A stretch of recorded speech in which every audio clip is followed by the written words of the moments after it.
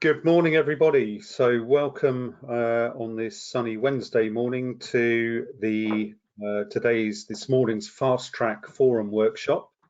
And we're going to be focusing on assessing future risks and opportunities, looking at horizon scanning and scenario analysis. So for those who don't recognize my voice, I'm Patrick Smith. I'm the principal of the EMIC Academy. And my role is to facilitate and moderate this session so that you as EMIC members get precisely what you need from the exercise. So our host today, and in fact we've got a combination. So we're going to hear from Richard, who's one of our EMIC members, supported by or led by, not quite sure, but partnered with Zurich, one of our valued insurer partners. And you know, there's no doubt that the rate of change in the world in which we live is fast moving, somewhat uncertain, diverse, and in no way actually linear, and to some respects in no way predictable. So, you know, what we know is that we've got known unknowns, and this is what makes the life of risk management as vibrant as it is.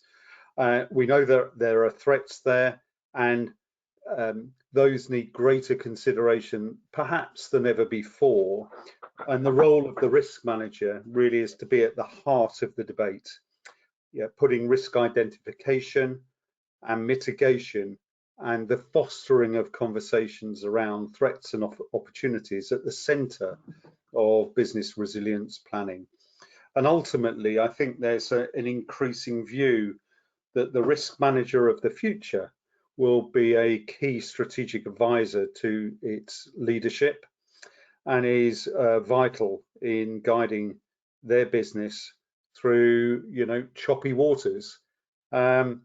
So let me just cover off the logistics for today's session. We'll finalise at about 11 o'clock.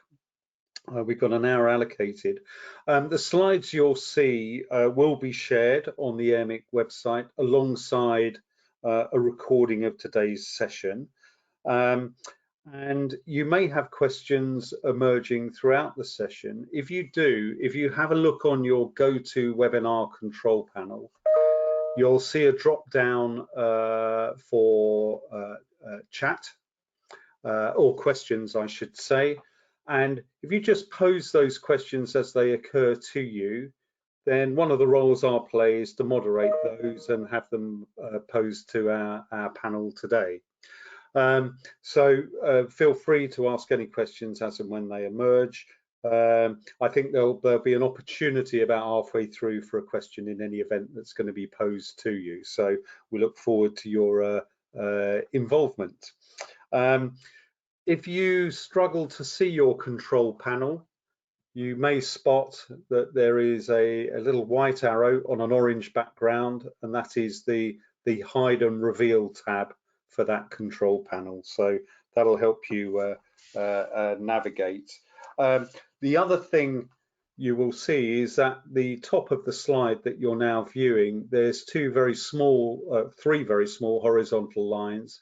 That's a slider, and that allows you to make the slide bigger or smaller, and that might be useful in reading some of the slides that are going to be walked through today.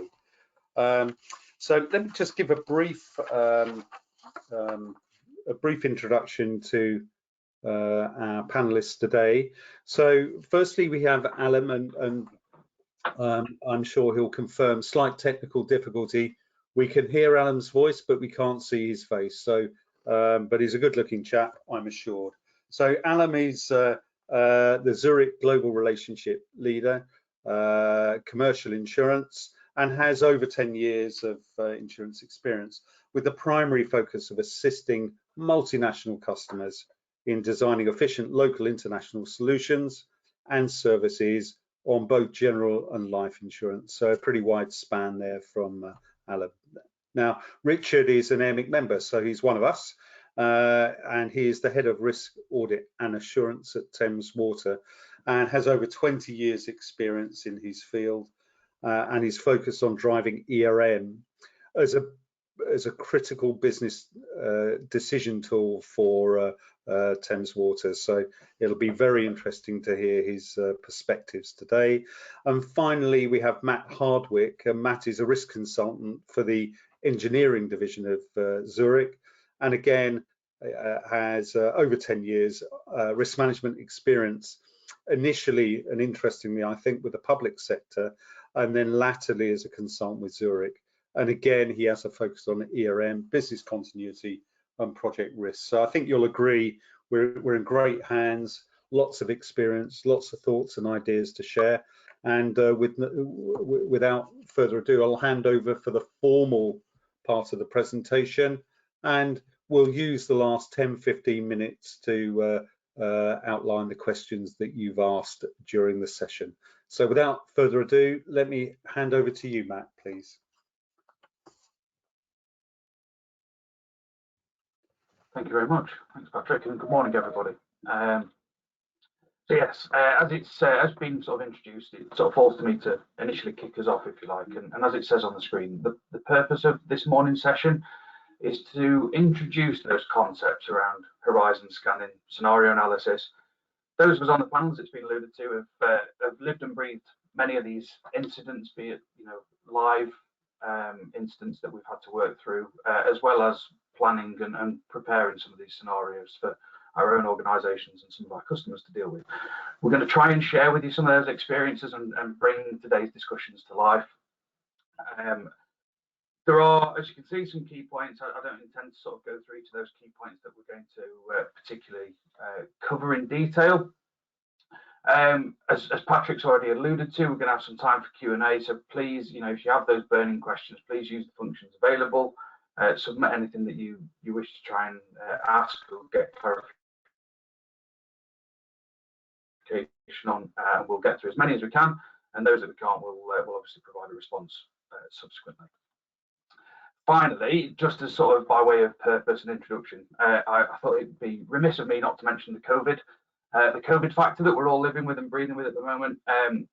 Obviously, it is impacting how all of us are working at the moment. Fundamentally, we're here doing this as a webinar as opposed to doing it face to face as we should have been back in April. The reason I wanted to raise it is the intention of this morning's session isn't necessarily to look at COVID or indeed the pandemic as such. Horizon scanning by its very nature is about looking to the future. And the purpose of this session is we're perhaps trying to pick out what are those key risks that are likely to impact on your own organisations. How do you build a potential scenario analysis around those key risks? Essentially looking to try and understand what could be the next COVID that could have a significant disruption on your own organisations. So moving on, we have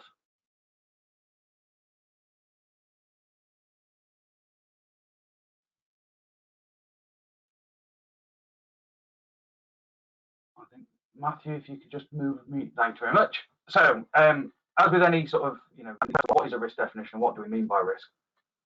As you'll know, there are countless different definitions within your own organisations. You're likely to have a variation or a version of your own.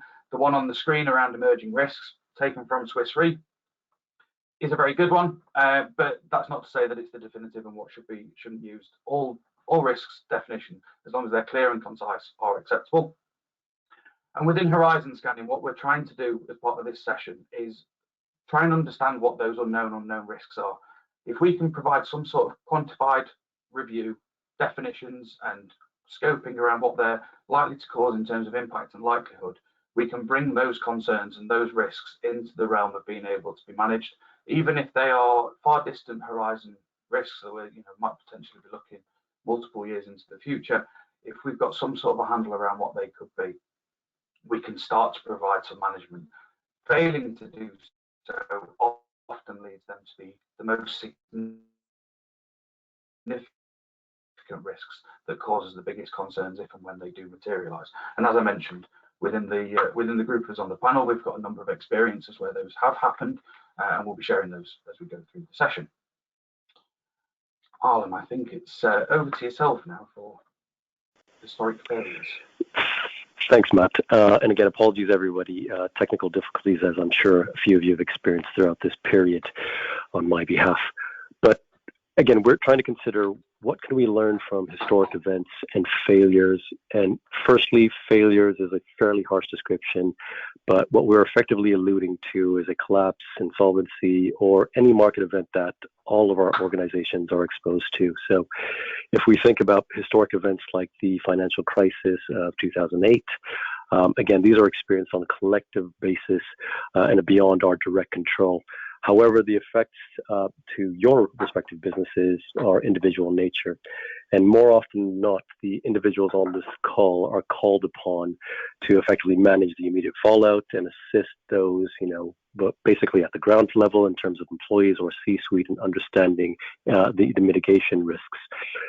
With respect to the individual closures or collapses, as per the examples on the screen, some of these failures were predicated by increased competition, the company's inability to spot forthcoming trends, or a general failure to invest in innovation to sufficiently differentiate themselves from their competition. So for those who know, Kodak is the quintessential example. And again, if you don't know who Kodak is as a company or their story, you're probably too young, which makes me upset.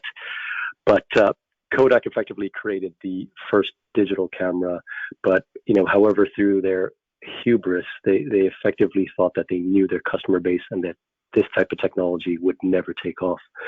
So Kodak's decline, occurred over several decades, and whilst they didn't collapse completely, they lost a significant share of the photography market.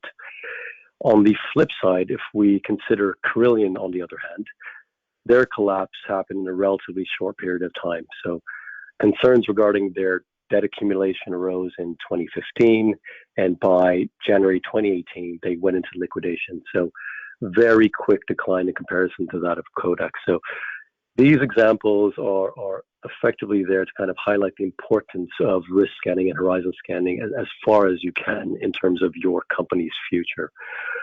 So again, keep that in mind because these invisible risks are obviously available to every organization, again, the ones that we represent. So keep that in mind as we go throughout the next sessions. So if we move on to the next slide, please. Matt, that's you. It is, yeah. Thanks, Harlem. And that was, as Harlem's just highlighted, everybody, emerging risks often in hindsight look quite obvious.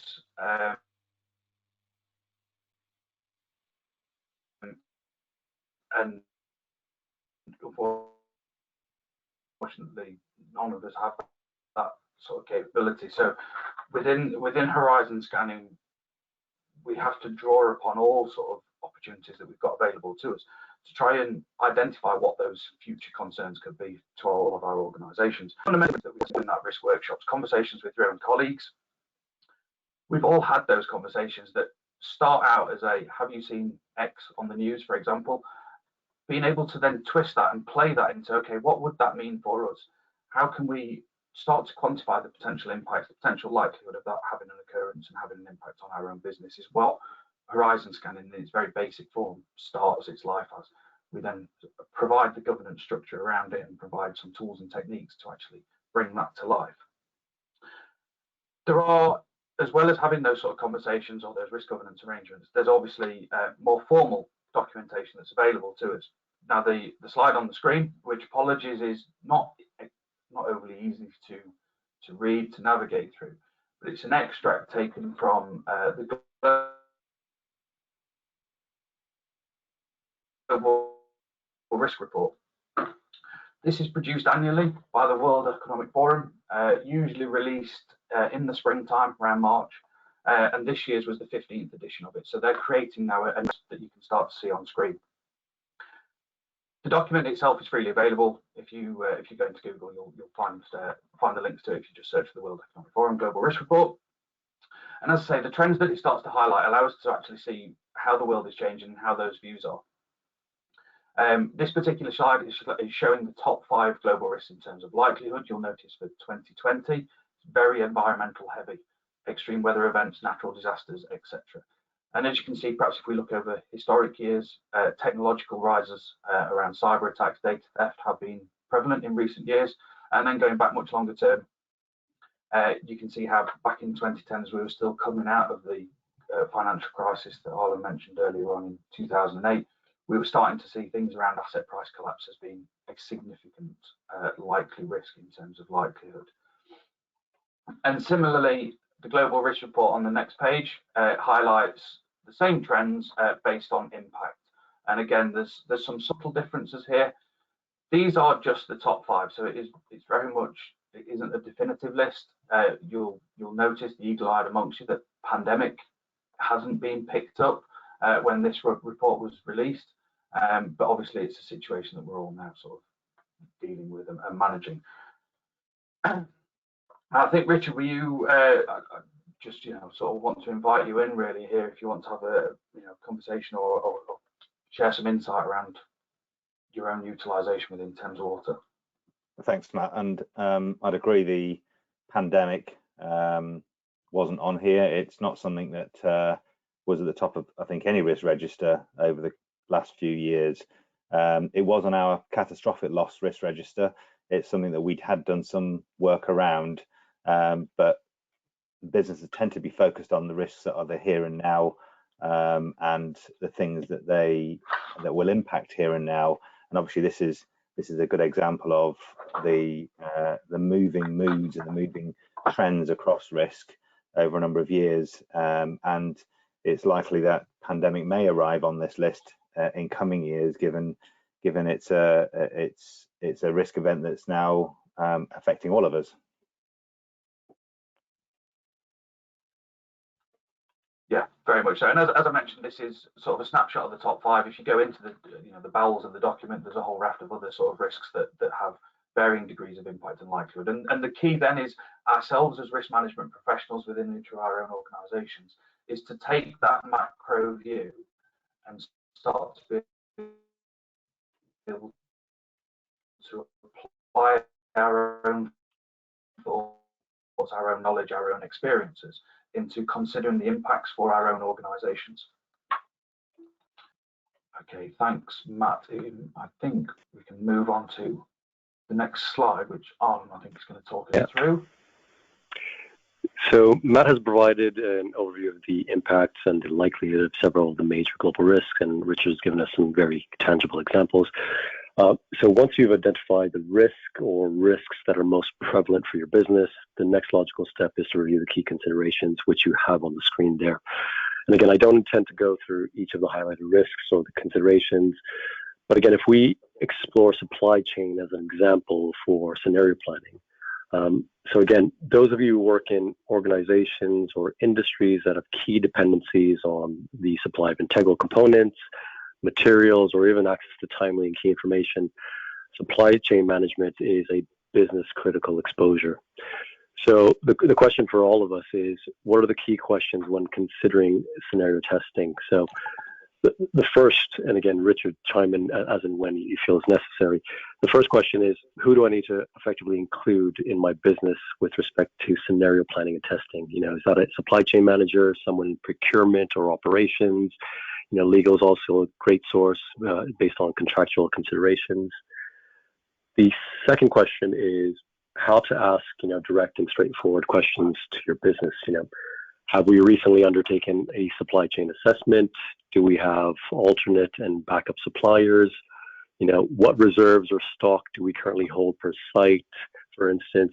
And again, how long will those reserves allow us to operate at different levels of demand or capacity? And again, we all probably have experienced that in our personal lives, given the grocery stores have not been stocked with flour or eggs at differing times throughout this pandemic. So again, these are relevant questions that businesses are undertaking right now.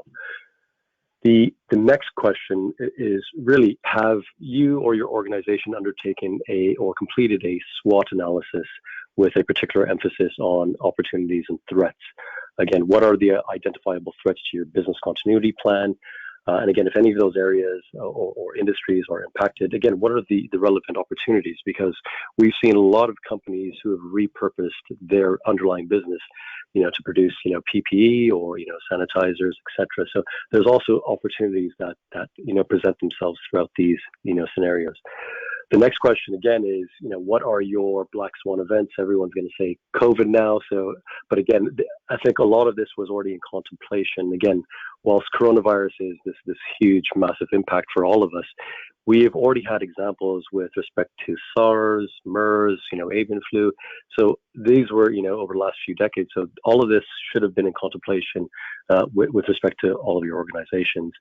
And I think maybe the last one, again, Richard, it'd be great to get your opinion on is, do you know the right people in your business to effectively, stress test or scenario plan? And again, how do you develop that? And Richard, it'd be great to understand how you develop that network internally. I think that's it's a good question. Within our own organisation, we have a dedicated ERM team, and we also have risk champions, the people that sit within each of the business units and functions within our business. We have regular meetings with them. I think it's monthly and a quarterly sort of catch up with all of them. And those are the people internally that we hear about things and looking at different scenarios. And there's a slide further on in the deck. We'll cover some of that. But also, I mean, the key thing for a lot of the risks here is looking at what's happening outside the organisation. Is looking at what other trends outside that may impact your business. What are you doing about them? Are you asking the right questions of your operational leads within your organisation? Are they thinking about the right things to do to protect their own operation and the organisation as a whole? And it's been inquisitive, asking those questions and asking what and why as you start seeing things elsewhere, and being persistent sometimes in those questions as well, because organisations that are not as mature on the risk management spectrum may sort of give you a bit of lip service, but actually with something like coronavirus, it has actually brought risk management much higher up the agenda, and so this may end up being a bit of a platform to discuss and to get attention going forward. Excellent. Thanks for that, Richard. Matt, if we move on to the next slide, please. So again, we're going to ask this question to the wider audience, take a break now just to understand if anybody has any questions, and feel free to post them on the chat. So again, the question to all of you is, what are the most significant emerging, black swan risks facing your organization? And again, just while we're collating all the questions, just to kind of give everybody an overview, black swan events, obviously very business dependent, but there's various definitions out there on the internet, and economics dictate a lot of this, but effectively they're events that have a low probability of occurring, but have a very high detrimental impact to your business. So, again, pandemics, terrorist events, and again, I include cyber attacks in terrorist events. And again, if we think about maybe previous decades, large-scale workforce strikes were also deemed to be black swan events for certain industries. So again, anything that has a catastrophic, underlying effect to your business is effectively what a black swan event is. So do we have any questions, Patrick? Trying to look through. Not as yet, but I was thinking through some of the opening remarks, and obviously pandemic has proved to be a black swan event, so I'll skip over that. But certainly, I think the rapid developments in technology must be a threat to some organisations around sort of defuncting business models, getting overtaken. You think about, record companies have got kind of eaten alive, I guess, by streaming services that 10 years ago were embryonic and pretty much illegal through sites like Napster, and it's now commonplace with things like Spotify. One suggestion's come in as trade wars, potentially are rapidly emerging risks. And I think, you know, we look at, we talk a lot about kind of cyber and nation state activity, but, you know, arguably it goes deeper than that for some firms in some markets. So there's a couple that would seem to be relevant. Yeah, and again, I think geopolitical instances and effects are a big factor in terms of risk and horizon scanning. And again, whilst, you know, climate change and weather-related events have taken over in terms of importance and impact, you know, the geopolitical, you know, trade wars, particularly over the last few years, have also arisen as potential risks and threats to business continuity. So again, whilst, you know, again, climate is definitely at the forefront of everybody's mind now, but that is also the underlying factor that everyone's concerned with.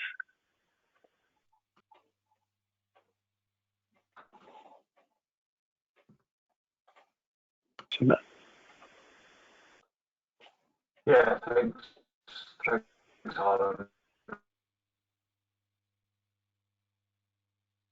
And you're absolutely right. There's a whole raft of things, and I think climate is very much high on people's agenda, as is the technological rise, if you like, and how that is progressing and developing. In the event that this was going to be a workshop and sort of harnessing people's thoughts and ideas, and within your own minds as you're looking at the screens at the moment, you'll see the list on the screen that gives some indication of some of things that are risks, that are equally opportunities out there. Many of these are linked. You'll notice that the pandemic is on there in terms of, you know, potential areas that were envisaged when we first started writing this way back in February time. But if you were to rewind 6 months, actually some of these risks are likely to have very limited or indeed no visibility within your own organisation. And the question that Arlem's been posing is in our role as risk managers within our own organisations, it's how we give these sorts of risks the right amount of airtime, the right amount of consideration to ensure that they don't remain totally invisible, that we start to sort of give them some consideration around potential impacts that might incur on our organisation and what those disruptions could be, but also those opportunities. With any change in situation, that there's always significant opportunities that are available to organisations. And post the current working conditions, obviously everyone's working from home these days, but it's very likely that things like Teams and embracing opportunities such as this and being able to deliver sessions over the internet, over webinars, could become more of a commonplace rather than travelling into sort of conferences held at central locations. Those changes bring with them new sets of risks, potential for, you know, cyber attacks, data theft, data fraud, because we're working in slightly different ways, would have to be considered by any organisation. I think, yeah, I'll looking at keeping aware of time. I'll move us on to the next slide around sort of horizon scanning, which I think Richard, you're going to walk us through. Yeah. So in terms of horizon scanning, and just an example of what we do at Thames Water. So we do have a bit of a developing framework. It's maturing. We've got more to do, but the way we do our horizon scanning is to look at, I think, as I mentioned, internal and external events, and in the internal and external environment, we put that together on a monthly basis. It goes to our exec committee and goes to the audit committee on a quarterly basis, and it's a two-way discussion. So if there's things we've missed in terms of what we're hearing internally and externally, sometimes the executive will have a different view or different things that maybe we may need to sort of look at and think about. We also get feeds in, I think as mentioned, about third parties. We get feeds in from our own PR team, corporate affairs, and we also get feeds in externally from our legal team. So our legal department in Thames, the majority of it is outsourced to a major legal firm, and they send in every month these are the things that you need to be aware of that may impact your business from a legal perspective. But again, that gives us another avenue. We also do have, as many of you will do, updates from Big Four, who do send things through on a regular basis, as do AIRMIC. So we have quite a few areas where we can think about what are the impacts of our business, how does it impact our risks, and where would some of these be part of any scenario planning. In terms of sort of scenario planning itself, we don't sort of do it on a routine basis. We do a big scenario plan once per year for our long-term viability statement, and a number of you on the call may also be involved in those in your own organisations. That is a bit more of a bigger piece of work to do. How do you stress test a business for a number of financial stress tests? But we also get involved in a few operational scenario planning activities. So if something happens, a large one-off impact to the business, who would get involved? How would they get involved? How would we manage that particular incident, and how will we learn from it if things have happened in the past? So that's a key thing as well around scenario planning, is learning from yourself, what's happened in the past, and also learning from other organisations that have gone through it. Particularly and one other example in Thames is many years ago, another water company had a contamination of the water supply, and that cost them over £100 million to address. There were a number of learnings from that. We took that into our own organisation to say, what did they do potentially wrong, or anything that was blind spots to them that we can address within our own organisation. So it's looking for those incidents and events as well to include within your scenarios. Matt, shall I hand back to you for the next one? Yeah, please. And that's a really good point in terms of sort of learning lessons learned from peers, from competitors. It can be a vital source of information when incidents have happened to other organisations. Just in terms of going through when we're looking at horizon scanning and trying to pull to life what these potential impacts could be. Risk management, we work our way through the following 4 orders. And just very quickly, so now I'm going to hand back to Richard just to give us sort of real life example from his own experiences. But within the first order, we're looking at that immediate direct damage. So it could be a loss of premises, that could be due to flooding, could be due to fire. It's that very obvious damage that we have incurred and very easy to identify. Similarly easy to identify is the second order, which is the consequences of that damage. So if we've lost our premises, it's very likely that we've lost production. That could lead on to loss of profits. And naturally, those damages are far easier to quantify, easier to insure against. The subsequent orders become a lot less tangible, a lot more difficult. And very often our role as risk managers is to actually make sure that these subsequent orders are not overlooked. So within the third order, these indirect economic losses, they could be things like a loss of market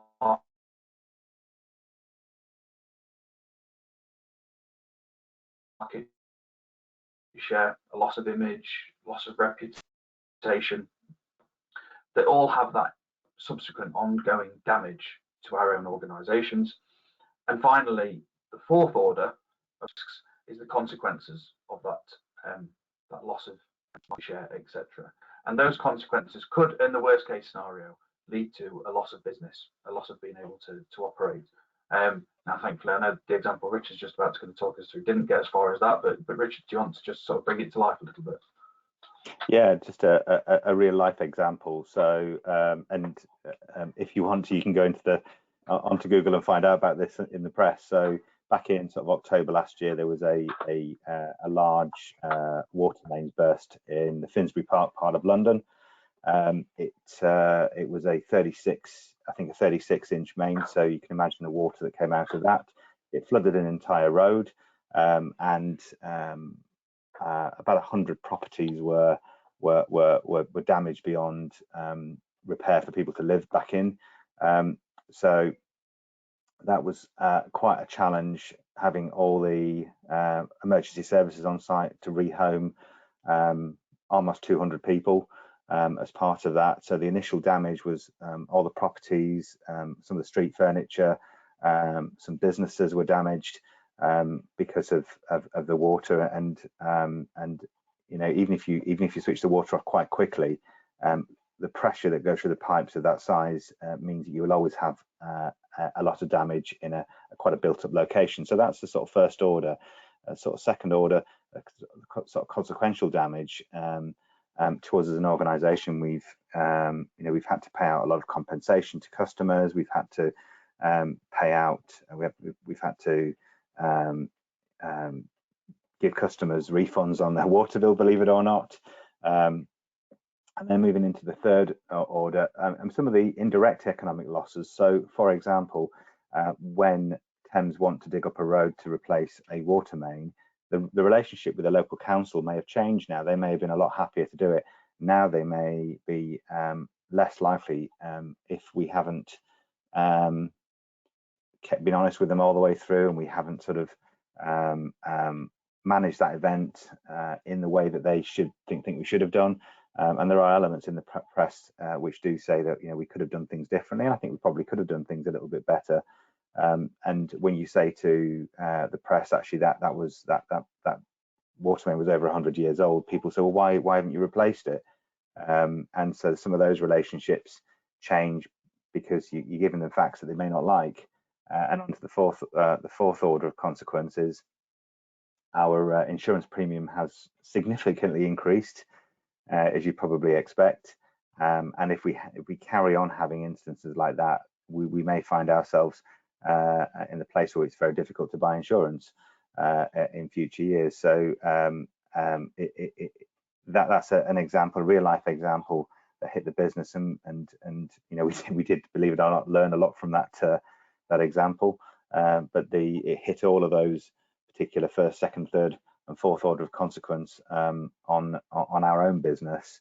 It was quite stressful, was very expensive, and but from a learning perspective, it's very good to use as a scenario, as an event, and to put good risk mitigations and risk management in place for future events of this type. Hand back over to you, Matt. Yeah, thanks, Richard. So when considering horizon risks and some of those black swan events that Arlen sort of alluded to in terms of getting thinking, and the list that we showed earlier on that included a whole raft of things, it's very important to consider how you as an organisation are going to try and manage that particular risk, and by doing so, it's understanding what is the nature of the risk on your own organisation. If we link it into these three categories that are on the screen, your hazard risks, as it says, are around those negative outcomes. So is it the loss of building? Is it going to be a loss of stock? Is it a loss of site, loss of supply chain, whatever it could be? They're the ones that are going to have the biggest negative impact on your own organisation. Control risks. This is where there's a degree of uncertainty, but we know that they're going to be in place. So from a business point of view, it could be something as simple as fluctuations within supply chain pricing. It could be staffing costs that might change and might shift. They all present costs that we know are going to be incurred by the business. We have some degree of control over them, but there are various degrees of uncertainty around what they could long-term look like. And finally, as been alluded to a couple of times already, is around opportunity risks. It'd be very weak of us as risk managers if we neglected to consider the opportunities and the positives that can come out of any changes that provide those opportunities. These could be things like a gap in the market. History demonstrates and shows that the most agile organisations are the ones that will thrive when change happens, because they're the organisations that can jump into that space and maximise the opportunity and take ownership of it. So as I say, those three categories are really quite critical when we're considering our black swan events and trying to build our scenario analysis. I think Arlen's going to take us into risk tools next. Yeah, thanks, Matt. And again, I'm conscious of time, so I might canter through the next few slides fairly quickly. But again, we've already discussed a few of the risk tools. And again, Richard highlighted the benefit of risk registers within a business. But if we pick out maybe a few of them, so stress testing Again, stress testing wording is a great first step to scenario planning. Again, and the question to all of you is, how many of you on this call have sat and read through policy wordings with your insurer or your broker or any internal stakeholder? So great first step. And again, the real question, again, I'm going to maybe put Zurich on the spot, is really put underwriters to the test to really uncover, the intentions behind some of the wording. And again, what you may find out is that there may be some gray areas that you can build scenarios around. And then the other one, again, is at the bottom with respect to working groups and program boards. Richard already alluded to being involved with some of the additional business units within his organization. But again, getting involved in, digital strategy groups, innovation groups, anything to do with sustainability now is really key importance. And again, more often than not, you're going to be able to train other internal stakeholders on how to actively start identifying and spotting emerging risks. So Matt, can we just go to the next slide, please? So again, the analysis, Richard alluded to this previously as well. This is probably the most important part as well. You really want to tease out the learning opportunities and also the opportunities to kind of modify your underlying processes to make your business more resilient in the long term, whether that is, in the next few quarters or, for the next 5 years. So we could just go on to the pitfalls, Matt.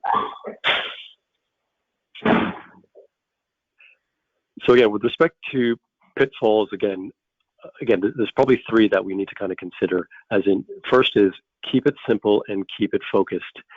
Again, the idea is that you're going to be discussing this with internal stakeholders. You're probably going to be suggesting new strategies that affect different business units and different members. So try your best to make sure that you're taking and considering their perspective with respect to how their unit operates. The second is also create several iterations for each scenario. There's not one scenario that's going to play out in its entirety. So really utilize your internal procedures and processes as an anchor and really try to uncover the strengths and limitations of those processes. The third is think about scenarios that have different exposure timelines in terms of linearity.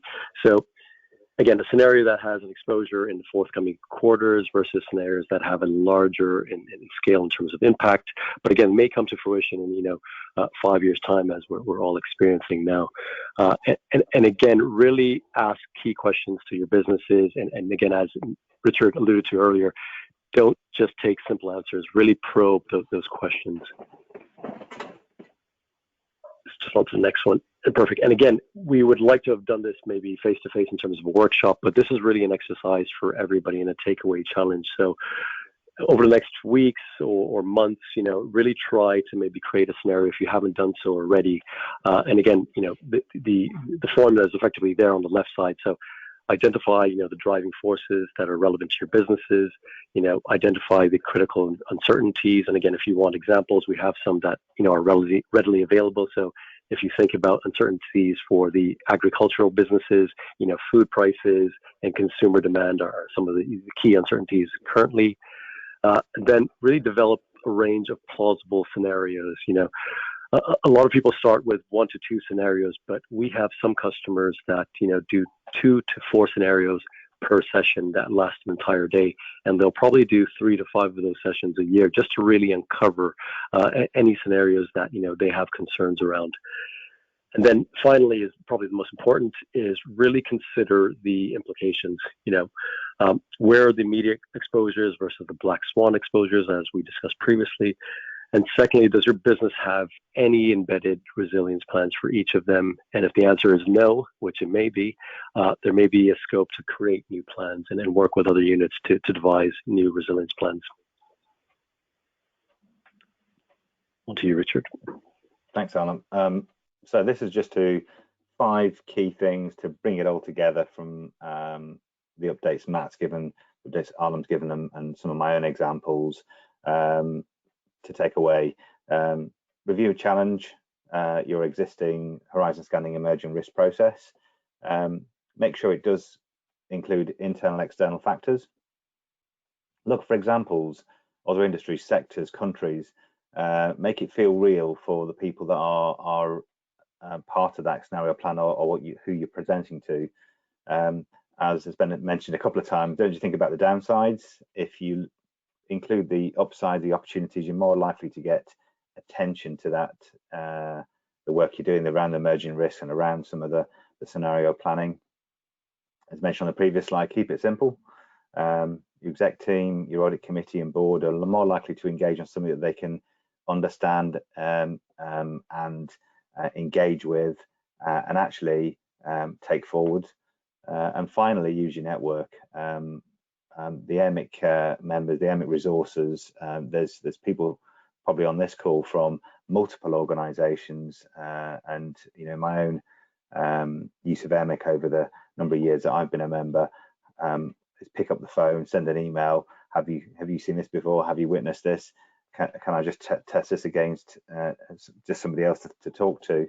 And it's really useful. So that's for me is one thing that's really helped my own personal understanding of enterprise risk and horizon scanning and some of the scenario analysis that we talked about today. And I think then we're on to questions. Super. Well, thanks very much, guys. And I'm pleased to say we've had excuse the pun, Richard, a flood of questions coming in from the virtual floor. So I'm just going to run through a few of these as asked.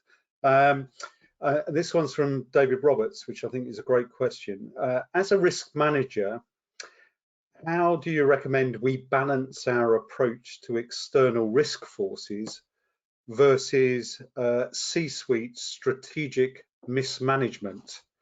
So there's a can of worms. Maybe Richard, if you could take that one from David. I think on that one, my own view is to not, I must make it personal. Is use examples as mentioned in some of the slides. Use things other organisations have done and how they've suffered, and be quite factual, because there will be in some organisations a level of errors and mismanagement, but you won't be very popular if you point some of those ones out. But if you point them out quite independently with facts and examples from elsewhere, you're more likely to make an impression and actually engage potentially at a much more senior level, at a board level. Yeah, great. I mean, I think I'd agree. And you may have noticed for our audience today on the chat drop down, we put on the links to the Roads to Ruin and Roads to Resilience papers. The links point you to the EMIC website, because really a feature of some of the most catastrophic losses are in fact what David's referring to, is potential senior leadership kind of mismanagement. And I think the quest for all risk managers is to get yourself in a position to be regarded as a strategic advisor, rather than some sort of negative connotation that risk management to the uneducated might have. So I think it's a great question. Hopefully you'll find those resources useful. Just moving on, a question from David Ross. According to the FT, Lloyd's has earmarked £15 million for finding ways of better dealing with big events such as pandemics. How would you, and maybe this is for Arlem, how would you suggest they spend the money? Well, again, yeah, I heard of this in terms of Lloyd's, and again, I think a few of us have probably heard the notion of a pandemic re to match that of pool re with respect to terrorist events. So, again, the idea is that there's a few solutions that are being thrown around in the market that everyone is considering, because the reality is that no one could have contemplated the major effect on all of our businesses. So, again, pandemic re is a potentially good idea. Whether there are other products that we as respective insurers could create to effectively provide some coverage on top of either your property BI exposure. But I think the reality is that all these things come at a cost effectively. So there's reasons why pandemics are not a part of your regular programs. So I think this has to be more of a market solution to prevent any one insurer or a group of insurers from being affected outright. But again, there has to be a solution there. And again, I think everyone's working closely to try to get there. Yeah, I mean, I think it's a great question, because I suppose it poses the follow-up question: should Lloyd's spend 15 million on insurance or risk?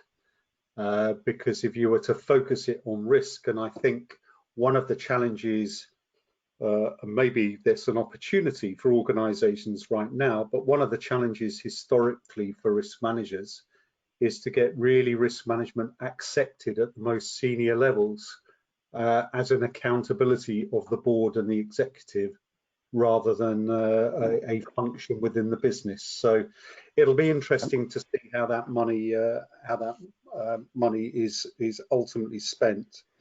Just one other question that I'll pose, and obviously we can't escape the realities of COVID-19.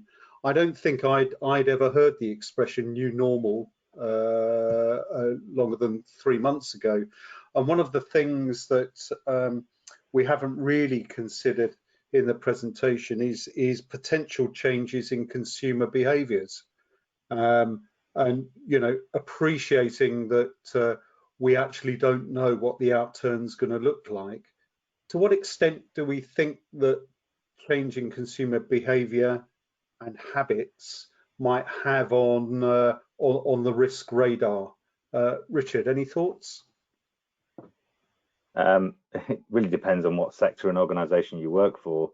I think for Thames as an organisation, one of the things that we are having to do is we'll have to invest more in some of our water and waste treatment works that are in residential areas. People working from home more are using more water when they're at home, where they would normally be at work, and flushing the toilet more. So that will change some of potentially our investment strategies going forward, rather than these huge water treatment and waste treatment works that are in London that support the population working in the central London. So that is a small change that we'll have to do over the coming years. But I think from a general consumer behaviour perspective, I think people will possibly think twice about foreign holidays. It's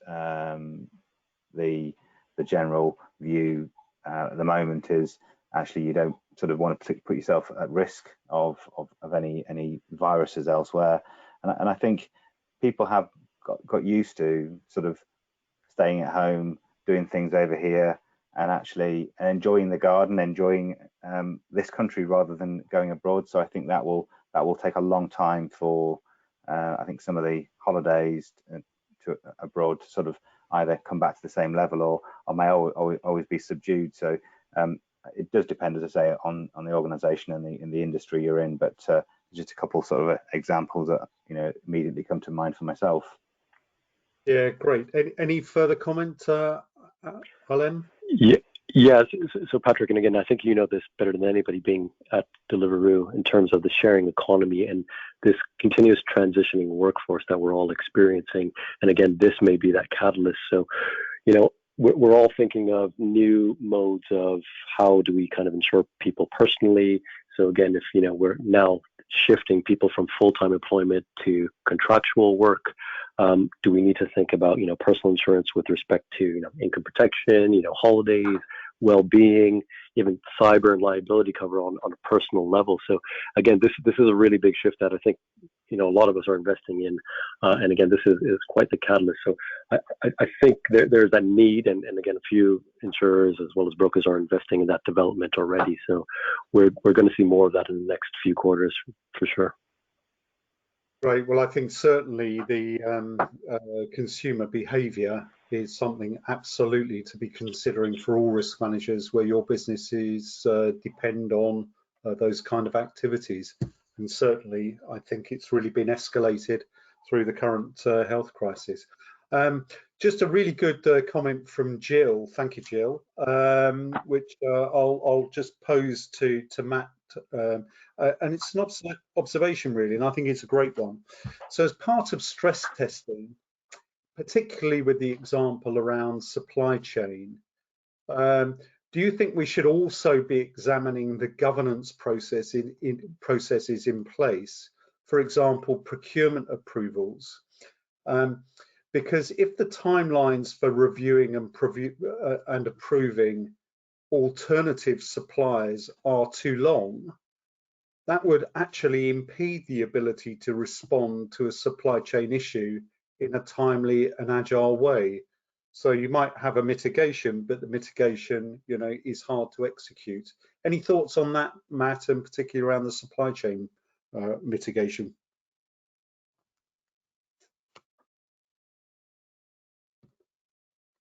Hi, yeah, a great question. Thank you for it. You're absolutely right. Risk management, in its most complete way, you have to consider all of those different avenues. And I think one of the things that has been exposed during the current situation is around the procurement of things like PPE, and the demand of those pieces of equipment has reached levels that are unprecedented with what have previously been sort of considered and been able to be managed with. You're absolutely right in terms of if your mitigations are reliant on certain timescales that are unachievable, then fundamentally your mitigation techniques and actions that you've put in place are equally unachievable. And so when considering the risks associated to any particular element, be that supply chain and subsequently procurement risks, etc.,